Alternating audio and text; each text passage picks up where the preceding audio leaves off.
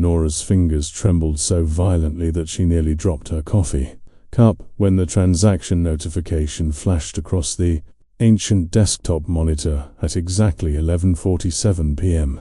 The lobby of the Roosevelt, New Orleans, a Waldorf Astoria hotel, sat heavy with the kind of humid silence that only comes in late July, when the air conditioning struggles against Louisiana's relentless summer, and the marble floors seem to sweat alongside the people who walk them. Through the tall windows facing Barron Street, lightning flickered somewhere over the French Quarter, brief and distant, promising a storm that hadn't yet decided whether to arrive or simply threaten all night.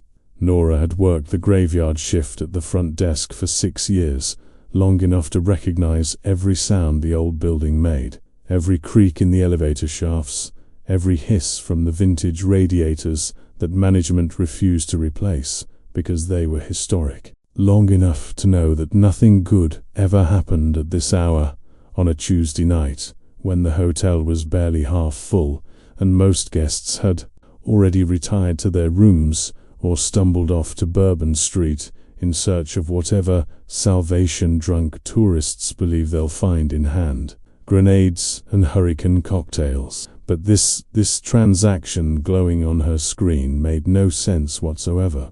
Guest tip processed $1,847. Zero recipient. Nora Bellamy. Front desk room. 12:04 status. Guest not checked in. She blinked hard. The fluorescent lights above the reception desk suddenly too bright, making her vision swim. Her mouth had gone completely dry. Nora leaned closer to the monitor, her heart beginning to hammer against her ribs in a rhythm that felt wrong, too fast. Panicked, she clicked on the transaction details, her mouse hand shaking now too, and the screen refreshed to show more information that only deepened the impossible nature of what she was seeing. Room 1204 was listed as vacant, had been vacant for the past 9 days. No reservation scheduled, no guest name attached, no credit card on file. Yet, somehow, through the hotel's antiquated but supposedly secure payment system, something had processed a gratuity in her exact name, complete with her employee ID number and the correct spelling of Bellamy that people usually got wrong, adding an extra E or dropping the Y. The air conditioning kicked on with its usual grinding protest, and Nora felt a chill run down her spine that had nothing to do with the temperature. She reached for her phone to call Jake, the night messenger who should have been making his rounds on the upper floors, when another notification appeared. Then another.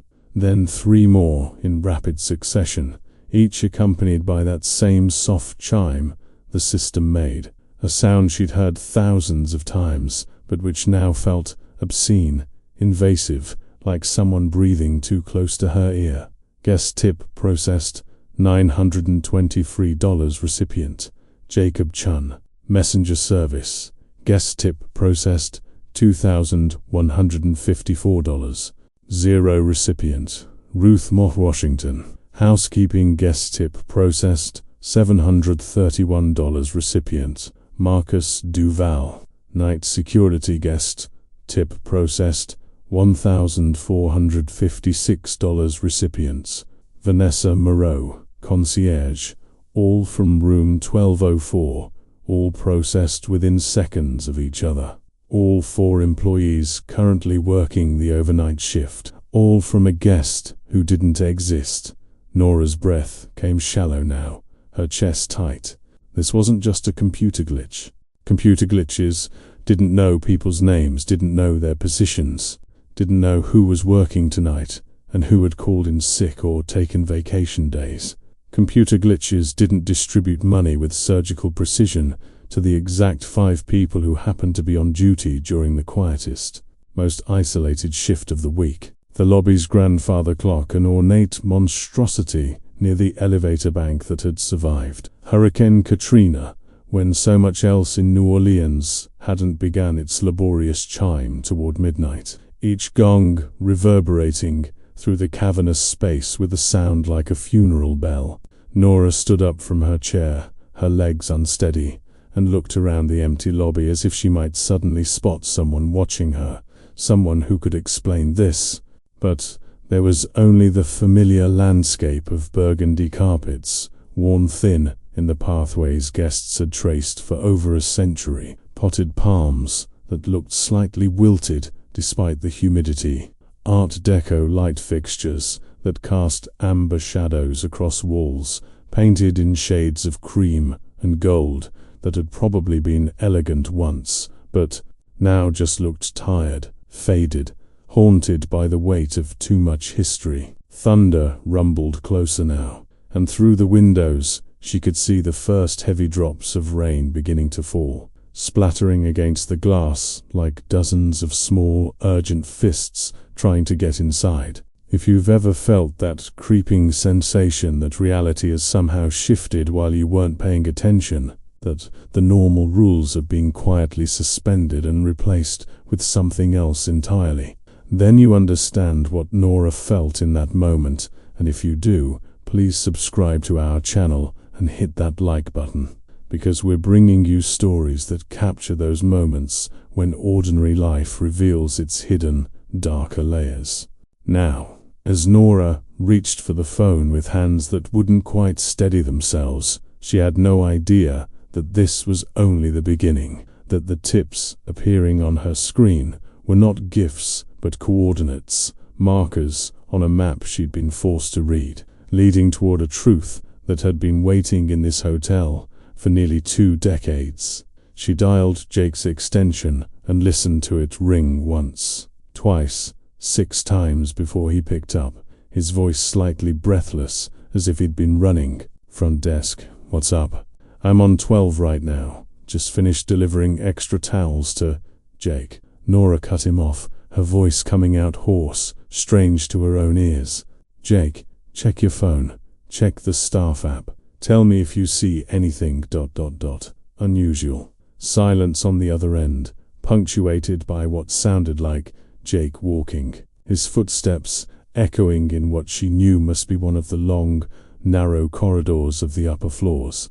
She heard him breathing, heard the rustle of fabric as he presumably pulled out his phone, and then she heard him stop walking entirely. What the hell? His voice had dropped to a whisper. Nora, I just got a tip notification, almost $1,000, from room 1204. But that room's empty. I was literally just up there. The door's locked. Housekeeping hasn't even... I know. Nora pressed her palm flat against the cool marble of the front desk, trying to ground herself, trying to think. And I got one too. So did Ruth, Marcus, and Vanessa. All from the same room. All at the same time. Jake said something that might have been a curse word, but thunder crashed directly overhead, rattling the chandelier that hung in the center of the lobby, and his voice was lost in the noise. When the sound faded, she heard him say, I'm coming down. Don't touch anything. Don't.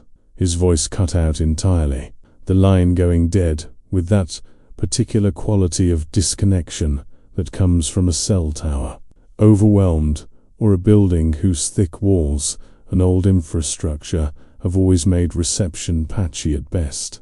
Nora set the phone down slowly, carefully, as if it might shatter. Her eyes went back to the computer monitor, and her stomach lurched. 3 more notifications had appeared while she'd been talking to Jake, but these weren't tips. These were messages.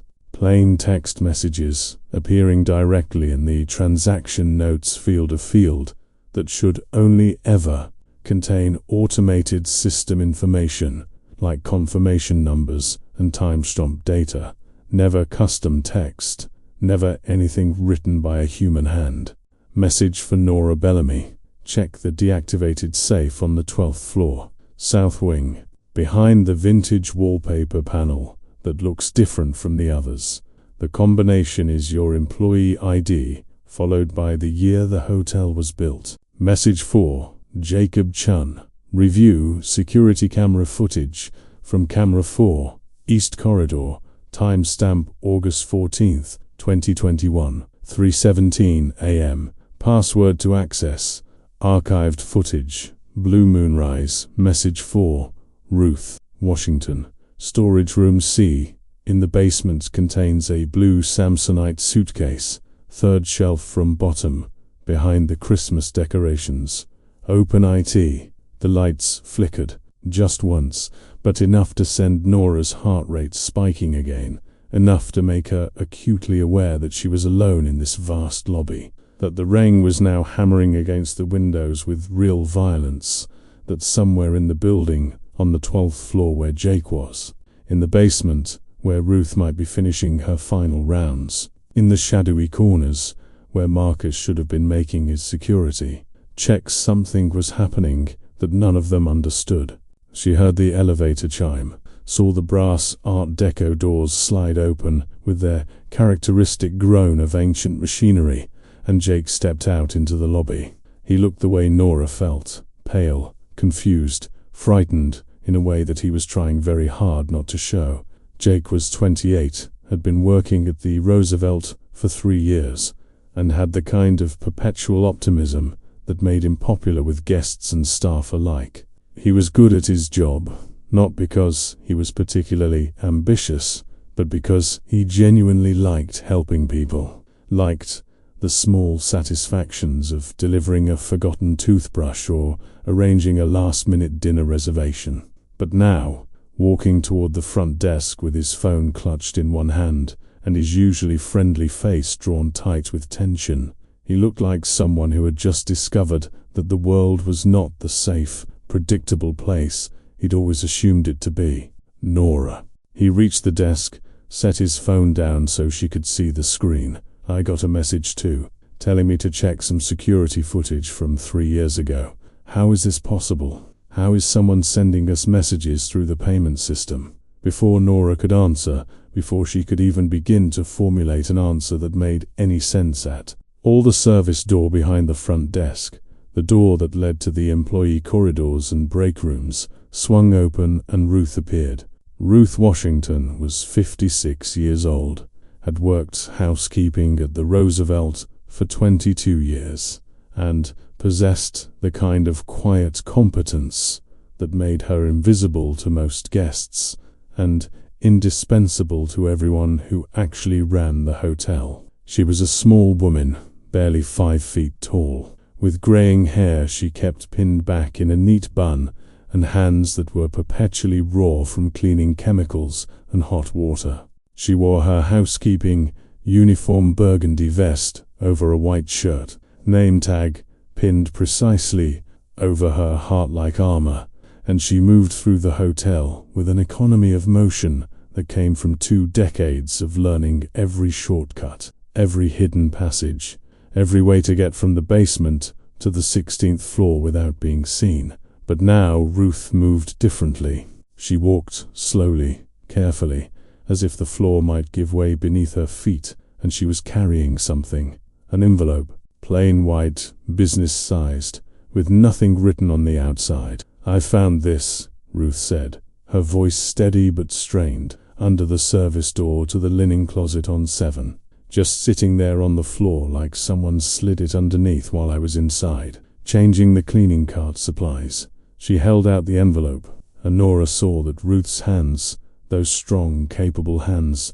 that had scrubbed thousands of toilets and made tens of thousands of beds, were shaking. My name is written on the inside, in cursive, real old-fashioned handwriting, like someone used a fountain pen. Nora took the envelope, felt the weight of it, the slight thickness that suggested more than just a single sheet of paper.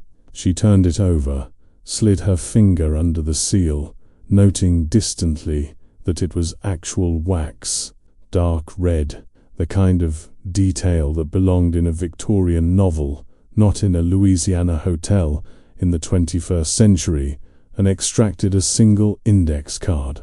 The handwriting was indeed old-fashioned, elegant, precise. The ink was deep black, slightly smudged at the edges, as if whoever wrote it had been left-handed, had dragged their hand across the still wet letters.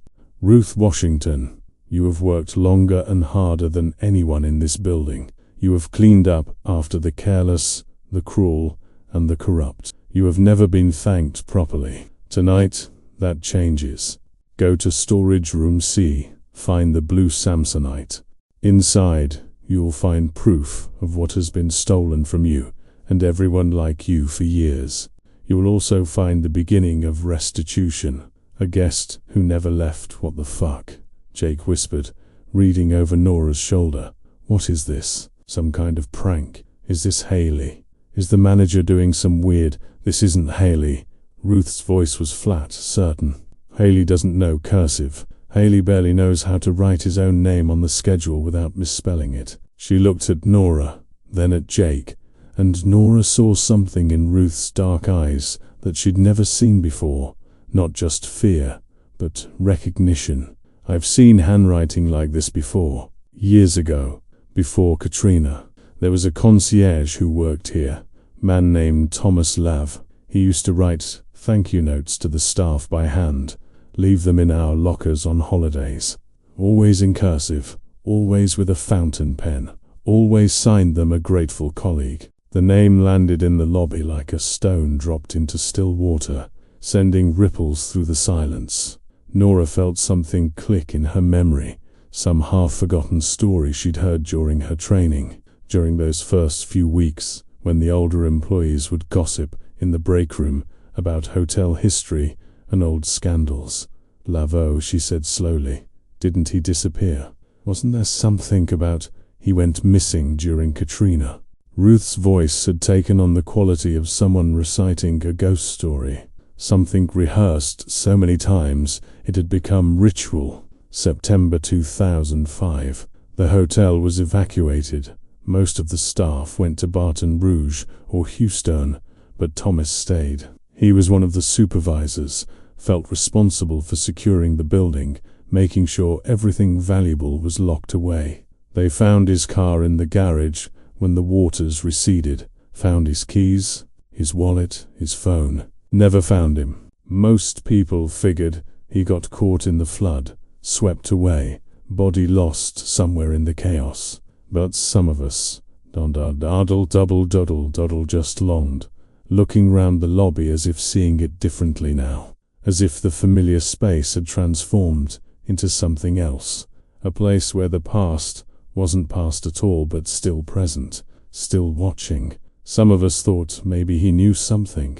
Maybe he saw something he wasn't supposed to see, and maybe someone made sure he wouldn't talk about it. Thunder crashed again, and this time the lights didn't just flicker, they went out completely. The lobby plunged into absolute darkness for 3, 4, 5 seconds that felt endless. And in that darkness, Nora heard Jake gasp, heard Ruth's sharp intake of breath, heard her own heart pounding so loud it seemed impossible the others couldn't hear it too. Then the emergency generator kicked in, with a deep, grinding growl from somewhere in the basement, and the backup lighting came on, pale, greenish, insufficient, casting everything in sickly shadows that made the lobby look like a stage set, artificial and wrong. We need to call someone. Jake's voice cracked slightly. We need to call the police, or corporate security, and tell them what? Nora heard herself say, surprised by how calm she sounded, how distant, as if she were listening to someone else speak. Tell them we're getting tipped by a ghost, that dead people are sending us scavenger hunt instructions through the payment system. She looked at the computer monitor, which had remained on, powered by the building's backup systems. More messages were appearing, scrolling down the screen now in real time, each one addressed to a different staff member, each one offering a piece of a puzzle that Nora was beginning to understand they had no choice but to solve. Message for Marcus Duval. The night manager has been deleting transaction records for 43 months. Check the recycling. Been in the administrative system. Check the vendor payment files. Check who benefits when inventory goes missing. Message for Vanessa Moreau. You noticed the discrepancies in the concierge commission logs. You reported them to HR 3 times. Each time, your reports disappeared. They are not deleted. They are in the locked filing cabinet in the manager's office. Bottom drawer, hidden behind the false back panel. Message for all staff. The tips you received tonight total $7,111.00. This is the exact amount stolen from your overtime PE, your Christmas bonuses, your cost of living adjustments over the past 4 years. This is restitution, but it is also evidence. Follow the instructions, find the proof, deliver justice for those who can nitrogen monoxide longer, deliver IT themselves. Jesus Christ. Jake was staring at the screen, his face gone absolutely white in the greenish emergency lighting. This is saying Hale's been stealing from us. This is saying, it's saying we've been robbed. Ruth's voice was cold now, harder than Nora had ever heard it, and I believe it. I've been watching my paychecks come in short for years, calling HR, being told it's tax adjustments or insurance changes or system errors. Always system errors. Always someone else's fault. She looked at the envelope in Nora's hand, then up at the ceiling, as if she could see through the floors to whatever waited in storage room C. Someone left us a map. Someone who knew what was happening, who documented it, who died or disappeared before they could make it right. And now they're trying to finish what they started. The service door opened again, and Marcus appeared, a large man in his early 40s, with a security guard's build and the wary eyes of someone who'd served 2 tours in Iraq before coming home to New Orleans and finding work in the only industry that was hiring. He looked around at the 3 of them clustered near the front desk, took in their expressions, and immediately moved his hand to the radio clipped to his belt. We got a problem. His voice had the flat, professional quality of someone trained to handle emergencies. But Nora heard the undercurrent of unease beneath it. Check your phone, Nora told him. Read the messages, then tell us if we've got a problem. While Marcus pulled out his phone, Nora made a decision. Not a rational decision, not one that made sense by any normal standard of behavior, but one that felt inevitable nonetheless. As if she'd been moving toward this moment for 6 years. Through every quiet overnight shift, every tedious transaction, every polite smile for rude guests, and every swallowed complaint about short paychecks and denied raises. She looked at Ruth, then at Jake, then at Marcus, who had gone very still as he read his phone screen, his jaw clenched so tight she could see the muscles working beneath his skin. We're going to follow the instructions, Nora said quietly. We're going to find whatever it is we're supposed to find. Because whoever left these messages, whoever processed these tips, they knew our names, they knew our schedules, they knew what's been done to us, and they're trying to help. Maybe they can't help themselves anymore. Maybe they're dead, or gone, or something in between. But they're still trying to make this right. So we're going to finish it. And if it's a trap, Jake asked, but his voice lacked conviction. He already knew they were going to do this. They all knew. Then it's a trap we walk into with our eyes open, Ruth said. She turned toward the service corridor, her housekeeping cart abandoned near the elevators. I'm going to storage room Psi. Anyone coming with me? The question hung in the air, and Nora felt the weight of it, the finality of the choice being offered. Thunder rolled overhead. The storm fully arrived now, and through the tall windows she could see rain coming down in sheets, transforming Baron Street into a rushing stream, drowning the city in water the way it had been drowned before, during Katrina, during all the hurricanes and floods and disasters that New Orleans had endured and survived and absorbed into its mythology. This city knew about ghosts, about unfinished business, about the past refusing to stay buried.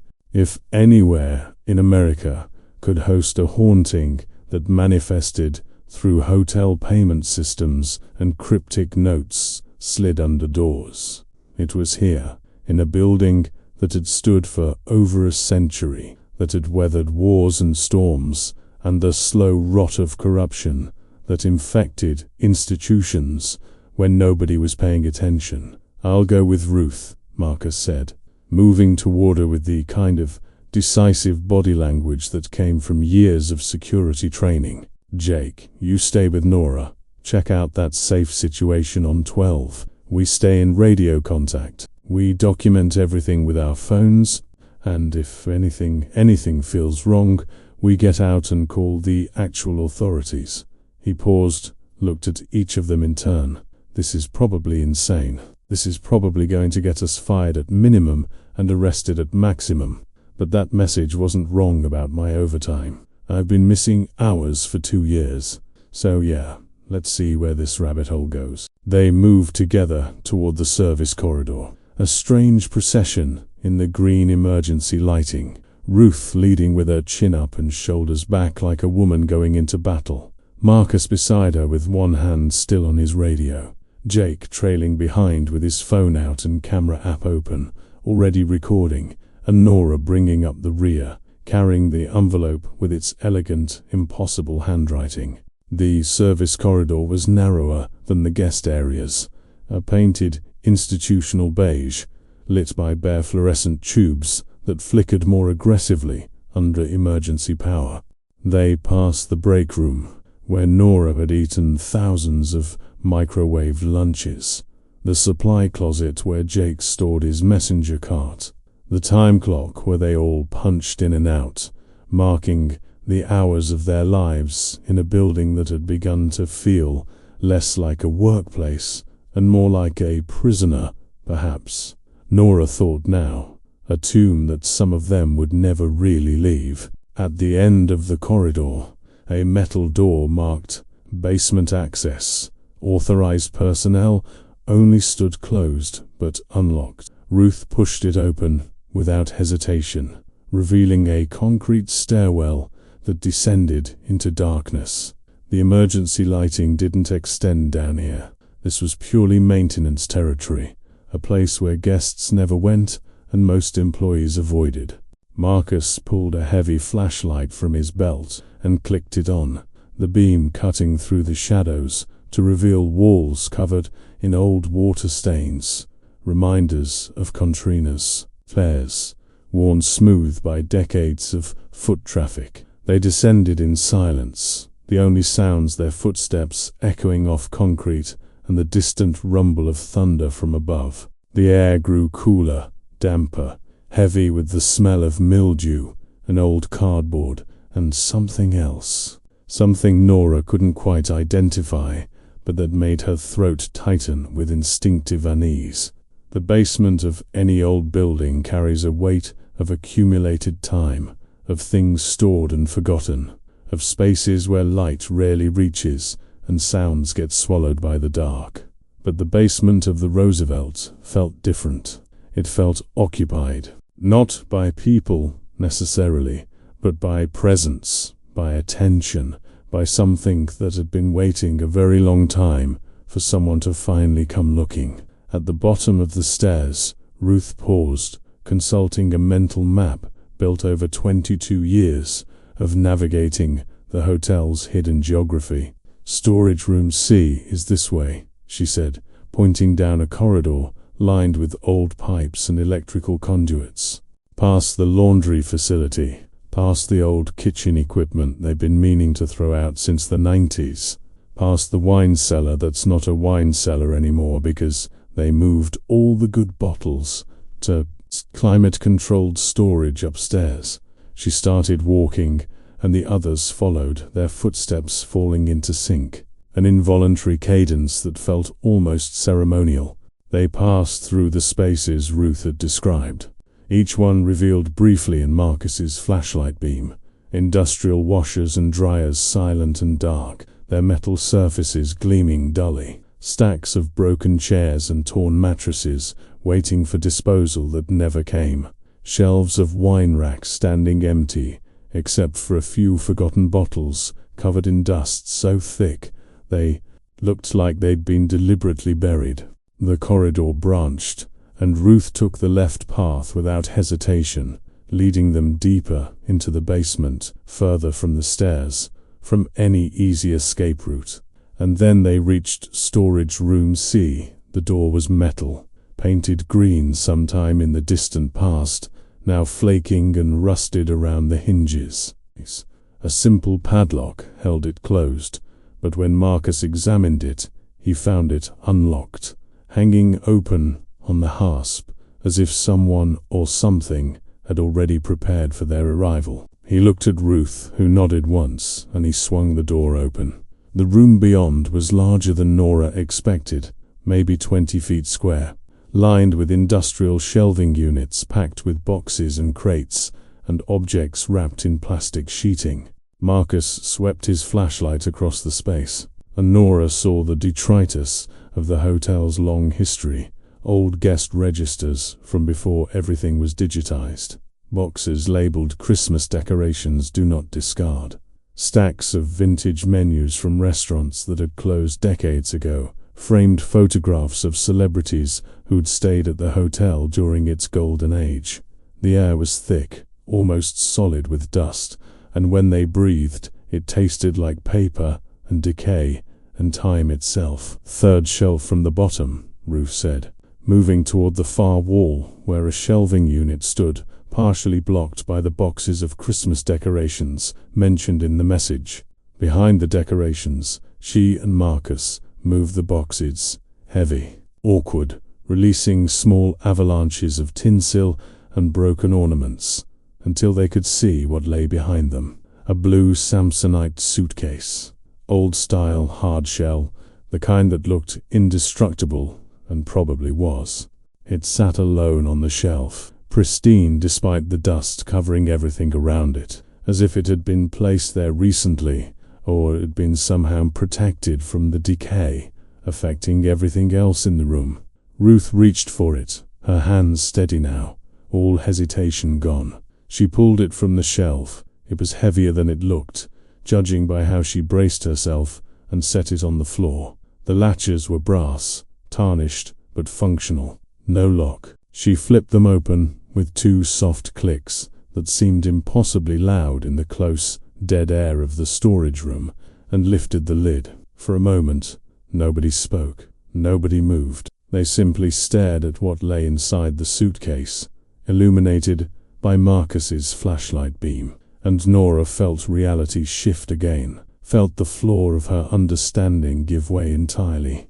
The suitcase was packed with documents, hundreds of pages, organized in labeled folders, sorted by year and category. But lying on top of all of them, preserved in a clear plastic sleeve like something precious, was a photograph. A man in his mid-50s, African-American, wearing a Roosevelt concierge uniformed, dark suit, burgundy vest, gold name tag. He stood in the lobby, the same lobby where Nora worked every night. But the photograph was old enough that the colors had faded slightly, giving everything a dreamlike, nostalgic quality. The man had a kind face, intelligent eyes, and he was smiling at the camera with the genuine warmth of someone who truly loved his work. The name tag, just barely legible in the photograph, read, "Thomas Laveau." "That's him," Ruth whispered. "That's Thomas. That's the man who disappeared." Nora knelt beside the suitcase, careful not to disturb anything, and began reading the labels on the folders. Payroll discrepancies, 2001 to 2005. Vendor kickback schemes, overtime fraud, bonus theft, benefits denial, workers' comp claims, improperly denied.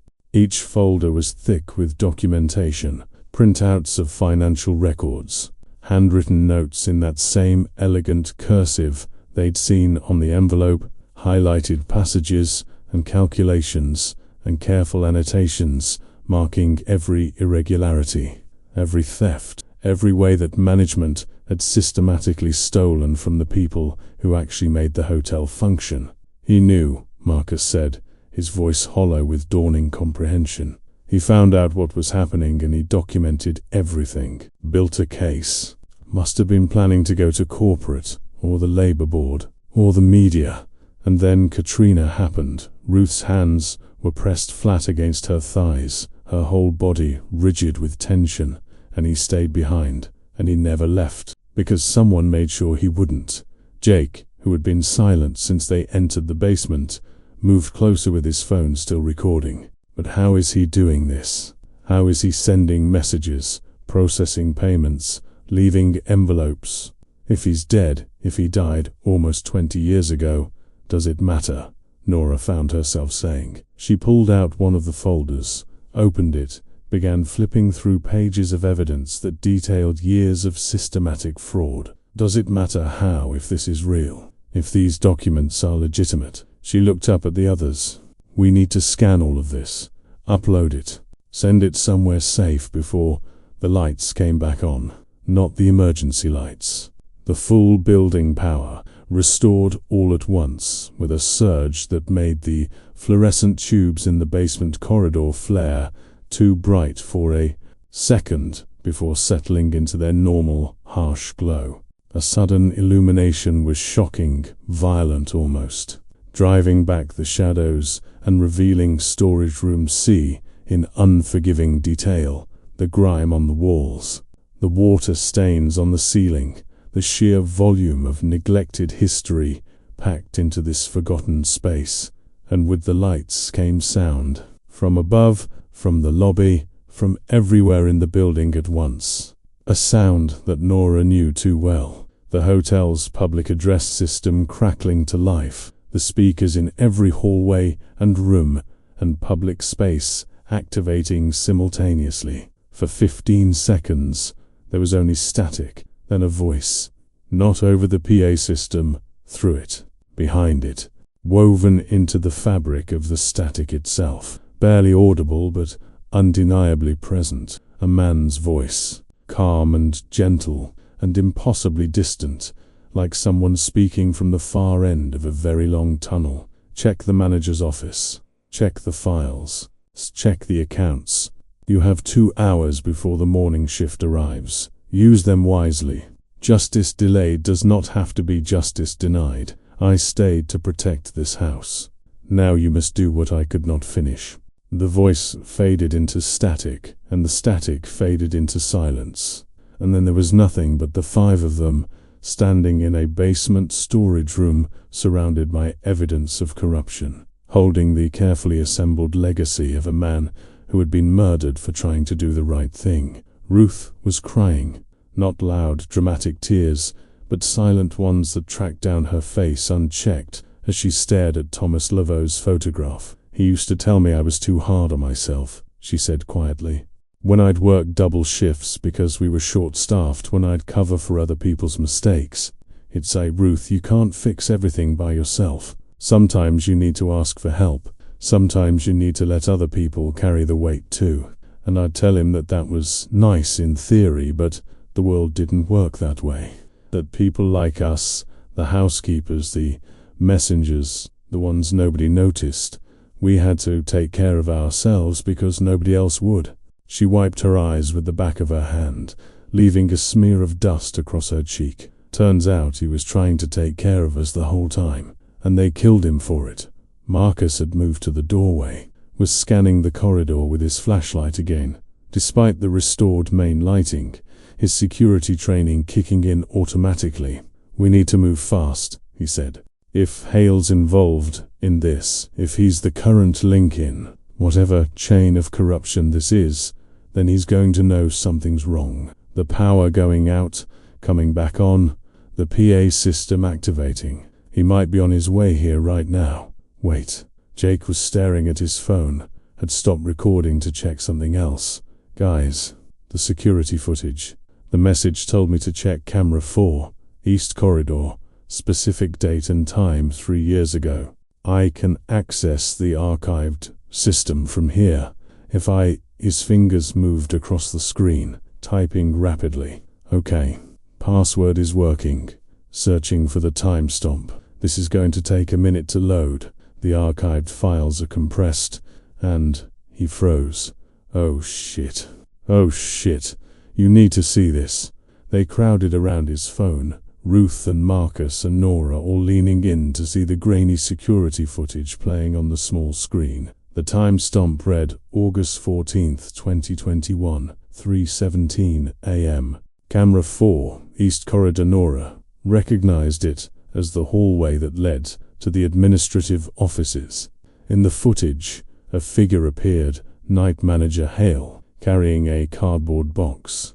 I looked around nervously, checking that the corridor was empty, then used a key card to enter the manager's office. The footage jumped forward. Jake had skipped ahead. Now Hale was leaving the office empty-handed, wiping sweat from his forehead despite the air conditioning. The date stamp confirmed what the message had told them. This was just one instance. But if there was footage from 3 years ago, there would be footage from other nights, other months, other years. Visual proof of someone with access systematically removing records, hiding evidence, covering tracks. We need to get to that office. Nora's voice came out stronger than she felt, cutting through the stunned silence that had fallen after they'd watched the security footage. Right now, before Hale realizes what's happening, we need everything. The files, Vanessa's reports that got hidden, the deleted transaction records, all of it. We photograph it, we upload it to the cloud, we send it to corporate and the police and the labor board and every news outlet in Louisiana if we have to. She looked at each of them, saw her own desperate determination reflected back in their faces. Thomas Laveau spent years building this case. He died trying to expose this. We're not going to let that be for nothing. They moved as one, a unit now, bound together by shared purpose and shared fear, and the growing understanding that they were part of something larger than themselves, something that had begun before they had ever walked through the Roosevelt's doors and would continue long after they left. Ruth carefully closed the Samsonite suitcase, and Marcus lifted it, the weight of evidence, the weight of a dead man's final mission, and they made their way back through the basement corridors, past the silent laundry machines and abandoned furniture, up the concrete stairs with their water-stained walls, emerging into the service corridor on the ground floor, where the fluorescent lights now seemed almost cheerful in their normalcy, as if the last 30 minutes had been some kind of fever dream, that the return of electricity had banished. But the suitcase was real. The documents were real. The security footage on Jake's phone was real. And when they pushed through the service door into the main lobby, they found something else that was undeniably, terrifyingly real. Night Manager Hale himself, standing at the front desk, his hand on Nora's computer mouse, his face illuminated by the monitor's glow, his expression shifting from concentration to shock to fury in the space of a single heartbeat as he registered their presence. Douglas Hale was 52 years old, had been night manager at the Roosevelt for 8 years, and looked exactly like what he was, a middle management opportunist who had learned that the best way to hide corruption was to be so thoroughly mediocre, so completely unremarkable that nobody ever looked at you closely enough to notice what you were really doing. He was average height, average weight, with thinning brown hair. He combed over his scalp in a style that had been outdated for decades, with a perpetual sheen of sweat on his forehead that made him look nervous, even when he wasn't, with eyes that never quite met yours directly, always sliding away to look at something just over your shoulder. He wore his manager's suit, cheap polyester, slightly too tight across the shoulders, like a costume he wasn't quite comfortable in, and he had a habit of adjusting his tie constantly, pulling at it as if it were choking him, even when it was barely knotted. Right now, in this moment, with his hand frozen on the mouse, and his mouth hanging slightly open, and his eyes darting between the 5 employees emerging from the service corridor, and the computer screen glowing in front of him, Douglas Hone looked like a man watching his entire, carefully constructed world collapse in real time. What? His voice came out strangled, too high. He cleared his throat, tried again. What are you all doing down here? The basement is off limits during overnight shifts without prior authorization. I'm going to have to write this up. I'm going to have to. His eyes landed on the blue Samsonite suitcase in Marcus's hands, and whatever he'd been about to say died in his throat. The color drained from his face so completely, so suddenly, that for a moment Nora thought he might actually faint. Where did you get that? Where did you? You can't. We can. Marcus's voice was flat, hard, the voice of a man who had seen combat, who knew what it looked like when someone realized they'd already lost, but hadn't quite accepted it yet. He set the suitcase down on the marble floor with a heavy thump that echoed through the lobby. We can, and we did, and we've already backed up the security footage showing you entering the manager's office with boxes of documents. 3 years of footage, maybe more. We haven't checked all the archives yet. Hale's hand dropped from the mouse. He took a step backward, bumped against the desk, steadied himself. You don't understand. There's been a mistake, a computer error. The system's been compromised. Someone hacked. Thomas Lavo. Ruth spoke the name quietly, but it landed in the lobby like a thunderclap. You know that name, don't you, Mr. Hole? You know what happened to him. Maybe you weren't working here yet when he disappeared, but you know, because someone told you. Someone who was here during Katrina, someone who helped cover it up, someone who brought you into this when they promoted you to night manager. They told you about the concierge who found out too much, who had documented too much, who had to be dealt with before he could talk to the wrong people. And they told you how to continue what had been started, how to skim overtime, deny bonuses, falsify vendor contracts, hide it all in the complexity of hotel accounting, where nobody looks too close, because there are always expenses, always overruns, always explanations. Hale was shaking his head, backing up further, his hands raised, as if to ward off Ruth's words. You can't prove, but his denial sounded weak, even to him. Nora could see it in the way his shoulders slumped, in the way his eyes kept sliding back to the suitcase, to the evidence he'd probably hoped was lost forever, destroyed in Katrina's floods, or thrown away with all the other damaged property from the hotel's lower levels. The tips we all received tonight, Nora said, moving closer to the desk, to Hale, feeling a strange calm settle over her now that they were actually confronting him, now that the moment had arrived. They total exactly $7,111. Does that number mean anything to you? Because I think if we add up all the payroll discrepancies, all the denied overtime claims, all the Christmas bonuses that got adjusted, and cost of living increases that never materialize, just for the 5 of us working tonight, just for the last 4 years, I think we'd get to exactly that number. Someone calculated it. Someone knew down to the penny how much you'd stolen, and someone decided to give it back to us. She pulled out her phone, held it up. I have already forwarded all the evidence to my personal email. So has Jake. So has Marcus. You can fire us, you can threaten us, you can do whatever you think you need to do. But this is over. Your part in this is over. The grandfather clock began its chime toward 1 in the morning, each gong reverberating through the lobby, marking the passage of time that suddenly felt precious, finite, running out for everyone in different ways.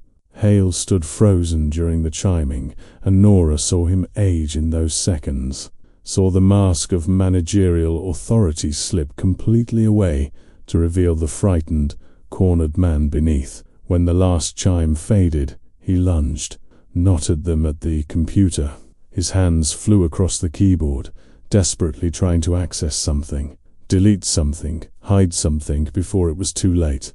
But the monitor flickered, the screen went black, and then text appeared in that same elegant cursive font they'd seen in the messages, but larger now, filling the entire screen, impossible to miss. Justice delayed is not justice denied. The truth is backed up in 17 locations. The evidence has been sent to the Louisiana Department of Labor. The evidence has been sent to the New Orleans Police Department. The evidence has been sent to Waldorf Astoria corporate headquarters. The evidence has been sent to the Times-Picayune. You cannot stop what has already been set in motion. Thomas Lavo, Concierge, 1987 to 2005. Harley made a sound, not quite a word, not quite a cry. Something broken, an animal, and his legs seemed to give out. He collapsed into the desk chair, his head in his hands, and Nora felt no triumph, no satisfaction, only a deep, bone-weary exhaustion and a sadness for all the ways that greed and fear corrupted people, turned them into thieves and worse, made them complicit in systems that ground down the vulnerable for the benefit of those who already had enough. Thunder crashed directly overhead, so loud that the chandelier swayed and the windows rattled in their frames, and the lights went out again. Not just the main lights this time, everything. The computer monitors, the desk lamps, the exit signs, even the ambient glow from the streetlights outside seemed to vanish as if someone had thrown a switch on the entire world. The backup generator tried to kick in, made its grinding sound from the basement, coughed, failed, tried again, failed again. The lobby descended into absolute darkness, and in that darkness, Nora heard rain hammering against the windows with renewed violence, heard wind howling around the building's corners, heard Hale's ragged breathing and Jake's muttered curse, and the sound of her own heart beating too fast, too hard. Everyone stay calm. Marcus's voice came from somewhere to Nora's left, steady and professional, despite the circumstances. I've got my flashlight. Nobody move until I... The flashlight clicked on, and its beams swept across the lobby, illuminating faces in harsh relief. Hale still slumped at the desk, Ruth standing near the suitcase with her arms wrapped around herself, Jake with his phone out using its screen for light.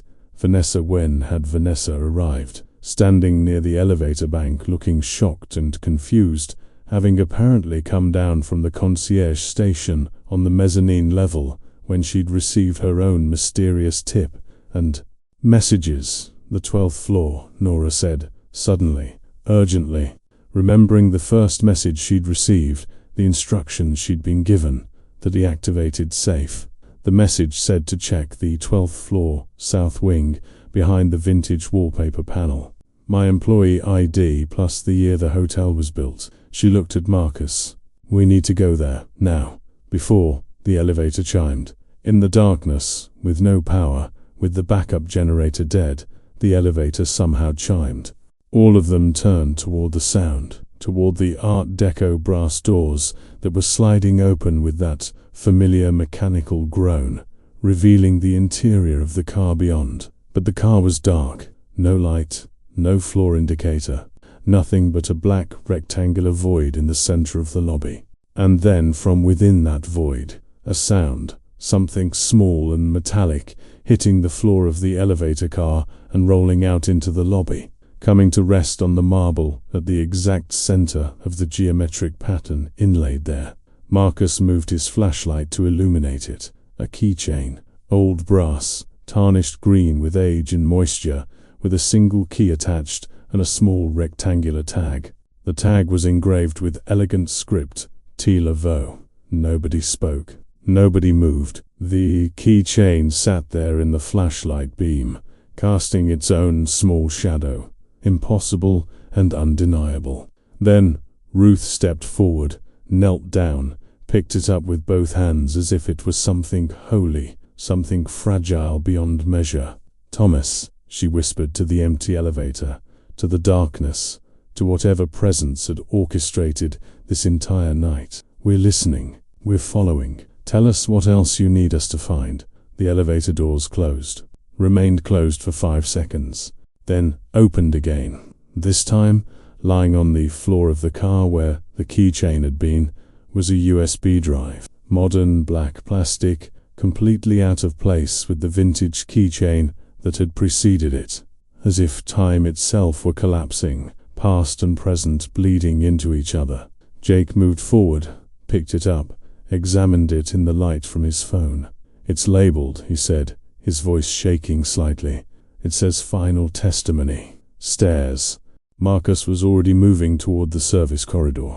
"We take the stairs to 12. We find this safe. We see what's inside. And then we figure out what the hell we're supposed to do with all of this." He paused, looked back at Hale, who hadn't moved from the desk chair, who sat with his head still in his hands, defeated and broken. "Vanessa, call 911. Tell them we need police at the Roosevelt immediately. Tell them we have evidence of fraud, embezzlement, and," he hesitated over the next words, but said them anyway, "and possible murder. Jake, you stay here. Keep recording everything. Make sure Haley doesn't try to leave or destroy anything. The rest of us, we finish this."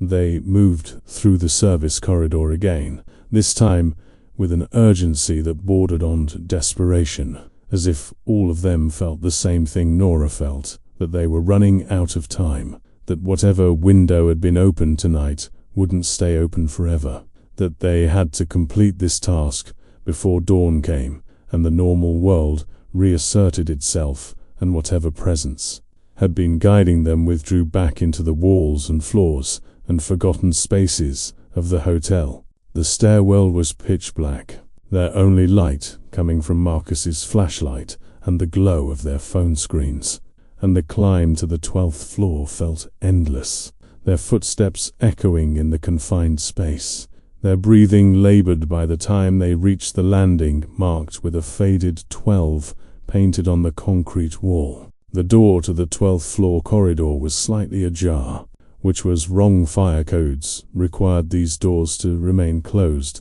and when Marcus pushed it open fully, Nora saw why. The hallway beyond was different from the other floors, older, as if renovations and updates had somehow skipped this level, leaving it preserved in an earlier era of the hotel's history. The carpet was a different pattern, darker burgundy, with gold-flured lifts, worn but still elegant. The wallpaper was vintage, an Art Deco pattern of geometric shapes and stylized flowers that she'd seen in old photographs from the hotel's archives, but never in person. The light fixtures were original, brass sconces with frosted glass shades that would have been cutting-edge in 1929, but now looked like museum pieces. "South wing." Ruth's voice was barely above a whisper, as if speaking too loudly might shatter the strange spell that had fallen over this corridor, this floor, this entire night. She led them past guest room doors, 1201, 1202, 1203, all closed, all dark, hopefully all empty, though Nora had the unsettling thought that she couldn't actually remember if any of these rooms were occupied, couldn't remember seeing any 12th floor rooms on the occupancy report she'd checked at the start of her shift. Had there been 12th floor rooms? Did guests actually stay up here? Or had this level been quietly retired from regular use, left to exist in its own pocket of time? They reached the far end of the corridor, where the hallway terminated in a small alcove with a window overlooking Barron Street. Rain streaked the glass, and lightning flickered in the distance, illuminating the storm clouds that seemed to have settled directly over the hotel. To the left of the window, the wallpaper did indeed look different. Same pattern, same colors, but slightly newer, less faded, as if this one panel had been replaced while everything else had been left original. Nora stepped forward, ran her hands over the wallpaper, felt along its edges. There a seam that didn't quite match up, that suggested this panel wasn't adhered to the wall the way the others were. She found a corner, pulled gently, and the entire panel came away, revealing not plaster or drywall behind it, but metal. A safe door, built directly into the wall, maybe 3 feet square, with a combination dial at its center that looked like it hadn't been touched in decades. Rust streaked from its hinges. cobwebs stretched across its corners. But the dial moved when she touched it, smooth and silent, despite its apparent age.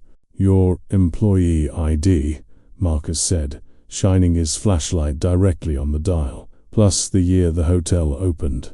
The Roosevelt was built in 1893, remodeled and renamed in the 20s, but the original construction was 1893. Nora's employee ID was 47,221. Her hands trembled as she began turning the dial, the metal cold beneath her fingers, each number clicking into place with a soft, precise sound that seemed magnified in the silent corridor. Right to 4, left to 7, right to 2, left to 2, right to 1. Then she started on the right to 1, left to 8, right to 9, left to 3.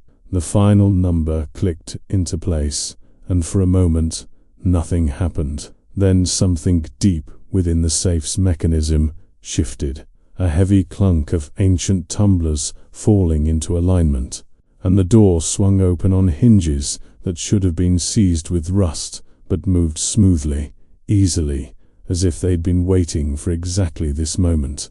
The safe's interior was lined with faded green felt, and sitting on a small shelf inside was another envelope, same white paper, same red wax sealer, along with what looked like a leather journal and several additional items, a Roosevelt name tag, tarnished but still readable, with Thomas Lavore engraved on it, a fountain pen, old-fashioned, elegant, a photograph, different from the one in the suitcase, but clearly the same man, this time standing with a group of other employees, all of them, smiling at the camera, all of them wearing uniforms from a different era, and a small brass compass, the kind that might have been a gift or keepsake, with an inscription on the back that Nora had to squint to read in the flashlight beam. "True North, True Heart."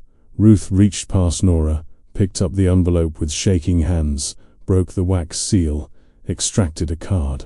The handwriting was Thomas Lavore's. They all recognized it now, but this message was longer, more personal, the letters pressed deep into the paper, as if written with great emotion, with finality. "To whoever finds this, if you are reading these words, then I have failed to deliver justice in my lifetime. Hurricane Katrina approaches.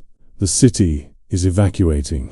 I have chosen to stain out of stubbornness, but because I have finally gathered enough evidence to expose the corruption that has infected this institution I love. But I am not naive. I know that powerful people do not surrender their power willingly.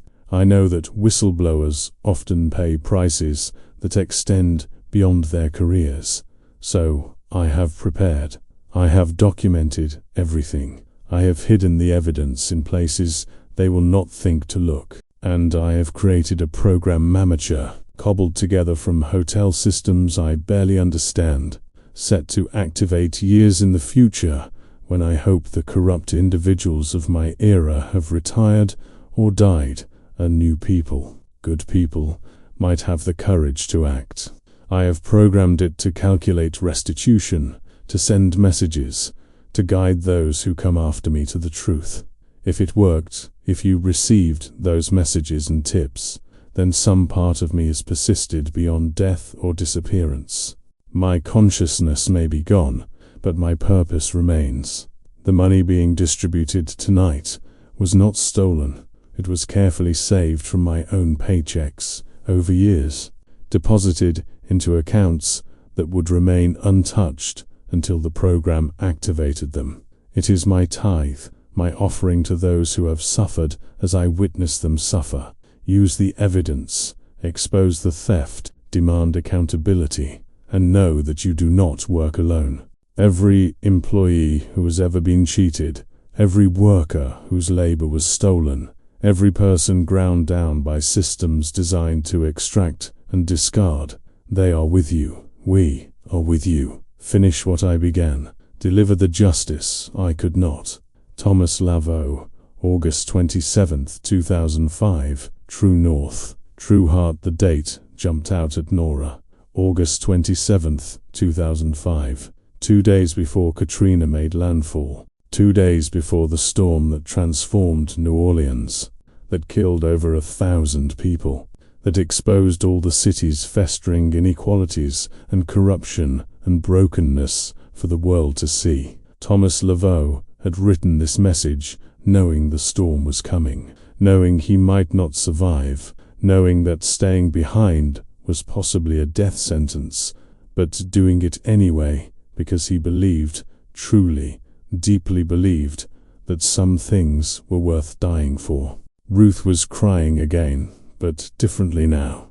Not with grief, but with something like an awe-like recognition of a kindred spirit across the barrier of years and death. He programmed all of this, she said wonderingly, before the storm. He set it up to activate almost 20 years later. He couldn't have known if it would work, if the systems would still exist, if anyone would listen.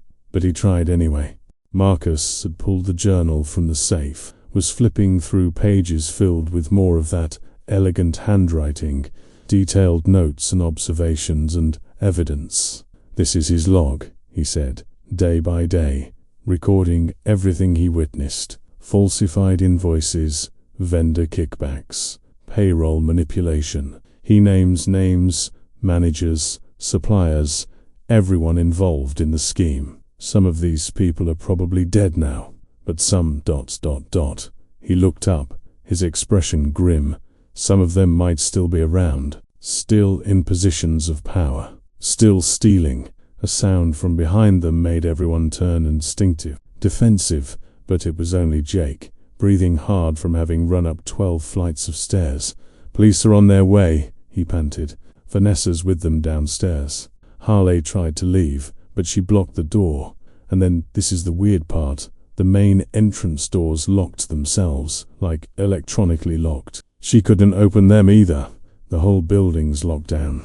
He noticed the open safe. The contents spread out in Marcus's flashlight beam. What did you find? Everything, Nora said simply. We found everything. They made their way back downstairs slowly, carefully, carrying Thomas Laveau's journal and envelope and personal effects like sacred relics, like fragments of a saint who had given his life for a cause nobody had known he was fighting. The storm outside had begun to ease, the thunder growing more distant, the rain softening from a violent downpour to a steady drumbeat against the windows. As they descended the stairwell, Nora felt the weight of the night settling into her bones. Exhaustion mixing with exhilaration, mixing with grief for a man she'd never met, but who had reached across 19 years to help her, to help all of them. When they emerged into the lobby, they found it transformed. The main lights had come back on. Apparently, the generator had finally engaged. All the primary power had been restored, and the space was filled with people. Police officers, 2 of them, talking to Vanessa and taking notes. Jake's recording of Harley had been playing on someone's phone. The sound of his attempted flight and Vanessa's confrontation, tinny but clear. And Hale himself sat in one of the lobby's ornate chairs, his hands now secured with zip-tie restraints, his face slack with defeat. No longer even trying to deny or explain or negotiate his way out of what was happening. One of the officers, a woman in her 40s with sergeant's stripes and the weathered look of someone who had seen every kind of human awfulness New Orleans had to have fogged up as they approached. You, the other employees who called this in. At their nods, she gestured to the blue Samsonite suitcase, which Jake had apparently brought up from the basement. That's the evidence you mentioned. Financial documents proving embezzlement. That's part of it. Marcus held up the journal. This is the rest. And there's more. Security footage, recorded testimony on a USB drive, files hidden in the manager's office. It's extensive. It goes back years. Decades, maybe. The sergeant's eyebrows rose. She took the journal carefully, opened it, began reading the first page. Her expression shifted from professional skepticism to genuine surprise, to something harder, angrier. This man Thomas Laveau, You're saying he compiled all of this? When? Before Hurricane Katrina? Ruth's voice was steady now, clear with conviction. He stayed behind during the evacuation. He was never seen again. We think he was killed to prevent him from exposing what he'd found. But he left instructions. He programmed the hotel computer system to activate tonight, to guide us to the evidence, to give us everything we'd need to finish what he started. The sergeant looked up from the journal, studied Ruth's face, clearly trying to determine if this was some kind of elaborate prank or delusion. But whatever she saw in Ruth's expression, the absolute sincerity, the bone-deep certainty, made her close the journal carefully and pull out her radio. "I'm going to need detectives down here," she said into it, "and probably the fraud unit, and someone from the cold case division." She turned back to them.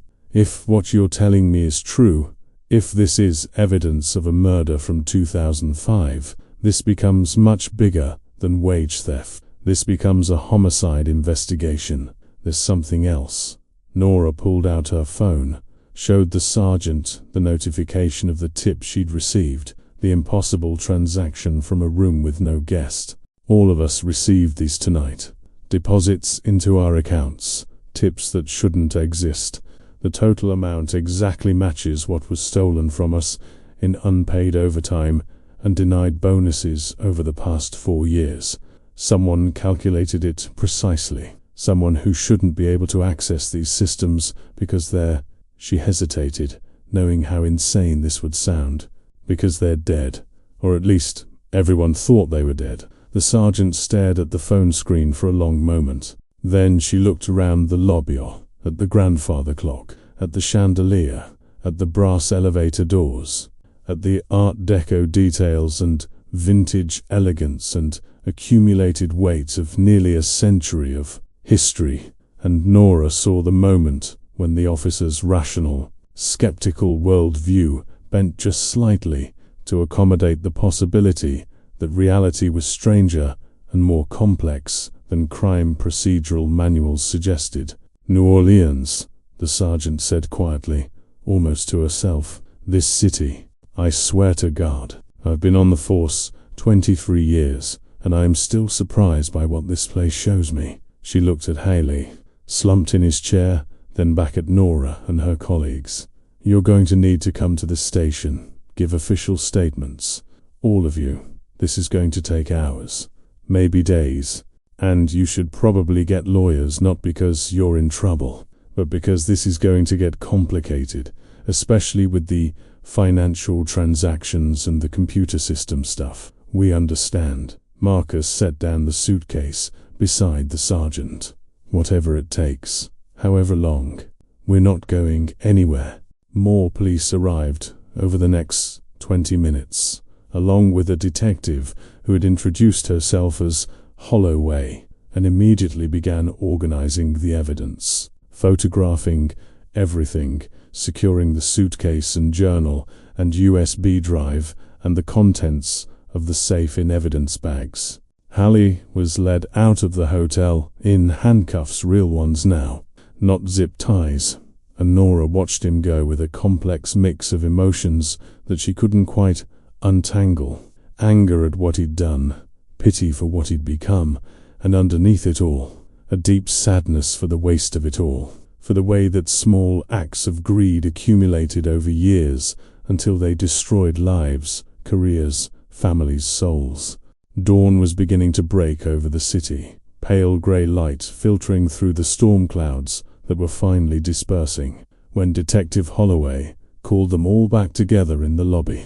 The morning shift employees were starting to arrive, front desk staff, housekeepers, breakfast service workers, all of them confused by the police presence, by the crime scene tape now cordoning off the manager's office, by the exhausted, shell-shocked expressions of the overnight crew who should have gone home hours ago, but who remained because...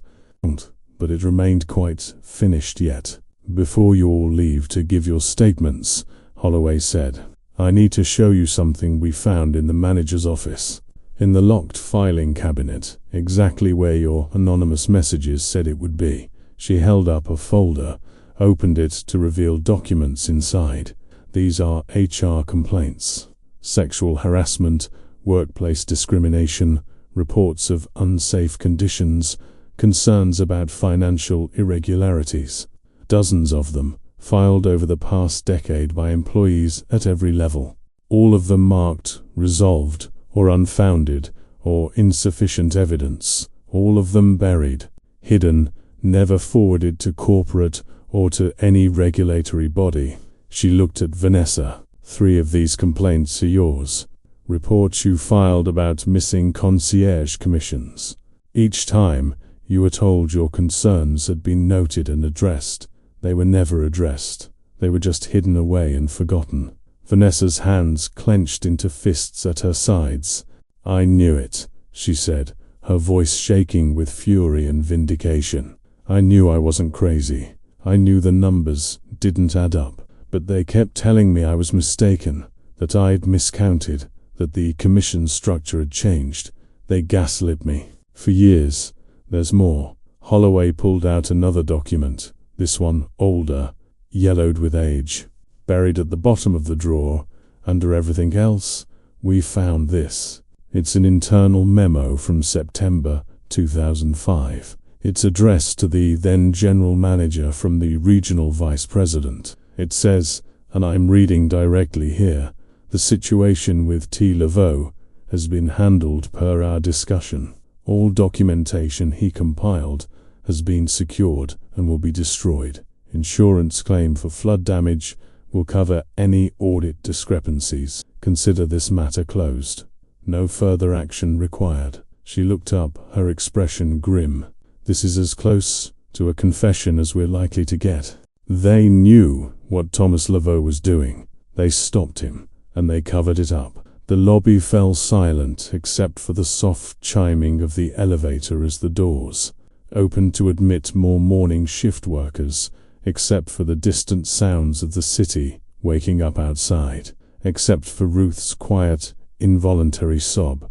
Marcus put a hand on her shoulder, steadying her, and Nora found herself thinking about the photograph of Thomas Laveau in his concierge uniform, smiling at the camera, a man who had believed in dignity and fairness and justice enough to die for those principles, a man who had been murdered not by the storm that everyone thought had killed him, but by human greed and institutional corruption, a murder disguised as a natural disaster's tragedy. What happens now? Jake asked quietly. To the hotel, to all of us. Now, Holloway said, you go on record. You tell the truth. You let the legal system do what it's supposed to do, which is hold people accountable. It'll be slow, it'll be frustrating. Corporate will lawyer up. They'll try to settle quietly. They'll offer NDAs and payouts to make you go away. But you have leverage now. You have evidence. You have documentation. You have security footage and financial records and a paper trail that goes back decades. She paused, looked at each of them in turn. And you have something else. You have a story that's going to resonate. A story about workers standing up to exploitation. About justice delayed but not denied. About a man who gave his life trying to protect his colleagues and whose legacy finally came to fruition. The media's going to love this. The public's going to love this. That's your real power, not the documents, important as they are, but the narrative. Use it. They left the hotel as the sun fully rose, as Barron Street came to life with morning traffic and delivery trucks, and tourists already planning their day trips to the French Quarter. Nora stood on the sidewalk outside the Roosevelt's entrance, looked up at the building's facade, the elegant limestone, the Art Deco details, the flags snapping in the post-storm breeze, and felt something shift inside her. This place had been just a job for 6 years, just a paycheck, just somewhere to go in the night, while the rest of the world slept. But now it was something more. It was a battlefield where a war had been fought in secret, where casualties had been suffered without acknowledgement, where victory had finally been claimed by those who had almost given up hope of ever winning. Her phone buzzed. A text message from an unknown number. For a second, Nora's heart jumped. Some irrational part of her expecting another message from beyond, another instruction from Thomas Laveau's ghostly program. But it was just the detective's office, sending her the address for where to give her statement. Except as she closed the text app, her banking app notification appeared. The $1,847.08 from last night had processed fully, had cleared into her account, was real money that she could access, could spend, could use to pay bills that had been piling up for months. She checked the transaction details, and there, in the memo field, where usually it just said, "Payment received" or "Deposit," there was a note. Brief, impossible, perfect. "Thank you for your service. TL guys." Her voice came out choked. "Check your bank apps. Check the transaction details." They did, pulling out their phones right there on the sidewalk. And Nora watched their expressions change as they saw it too.